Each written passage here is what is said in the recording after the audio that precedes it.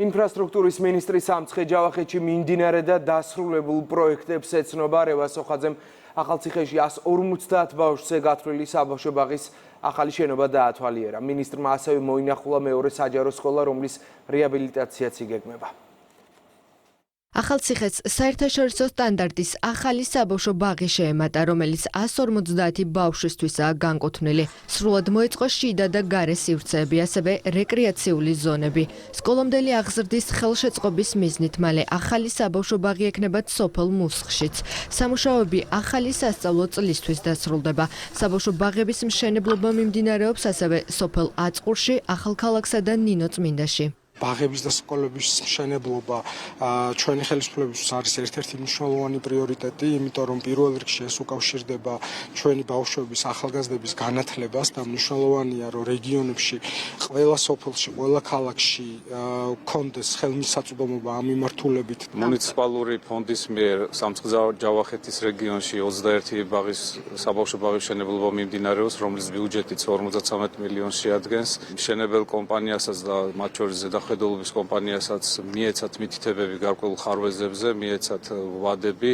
ინფრასტრუქტურის მინისტრი ადგილობრივი ხელისუფლებისა და საკანონმდებლო ორგანოს წარმომადგენლებთან ერთად მეორე საჯარო სკოლის პედაგოგებსა და მოსწავლეთა მშობლებს შეხვდა. მიზეზი საჯარო სკოლის შენობის გაჭიანურებული რეაბილიტაცია იყო. მინისტრის გადაწყვეტილებით აღნიშნული სკოლის რეაბილიტაციის პროექტს მუნიციპალური განვითარების ფონდი გადაიბარებს. გამოცხადდება ახალი ტენდერი, რათა სამუშაოები უმოკლეს ვადებში დასრულდეს. დავათვალიერეთ სკოლა, რომელიც აშენებულია 1970-იან წლებში და სამხარაულის ექსპერტიზის დასკვნის მიხედვით არის ავარიული. ამიტომ 2023 წელს იღებული იქნა გადაწყვეტილება გამოეყვანათ სკოლის მოსწავლეები, რომლებიც გადანაწილდნენ ახალციხის სხვადასხვა სკოლებში.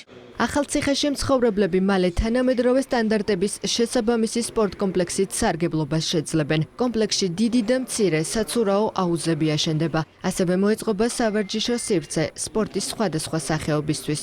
ახალციხე ყოველთვის ითვლებოდა როგორც სპორტული ქალაქი, რა თქმა უნდა, ეს შეუწყობს ხელს კიდევ უფრო მეტ ჯანსაღი ცხოვრების რიტმს. მთლიანობაში, რა თქმა უნდა, ყველა ინფრასტრუქტურული სამუშაო არის დაფუძნებული ჩვენი მოსახლეობის ინტერესებზე. ახალციხესა და ნინოწმინდაში წყალმომარაგების სისტემების მასშტაბური რეაბილიტაცია გრძელდება. 24 საათიანი წყალმომარაგების უზრუნველყოფის მიზნით ახალციხეში წყალმომარაგებისა და წყალარინების თანამედროვე ინფრასტრუქტურა შენდება. დასრულების ფაზაშია ასევე ახალციხის მიმდებარე სოფლების წყალმომარაგების სისტემების განახლება. პროექტის დასრულების შემდეგ 11,000-მდე ბენეფიციარი უწყვეტი წყალმომარაგებით ისარგებლებს. ნინოწმინდის მუნიციპალიტეტში მიმდინარე სამუშაოების შემდეგ 7,000-მდე ბენეფიციარს 24 საათიანი წყალმომარაგება ექნება.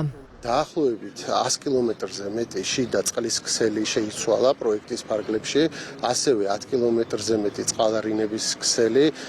პროექტის ვადით დასრულება ითვალისწინებს 2027 წელს. ქვეყნის მასშტაბით არაერთი ინფრასტრუქტურული პროექტი მიმდინარეობს.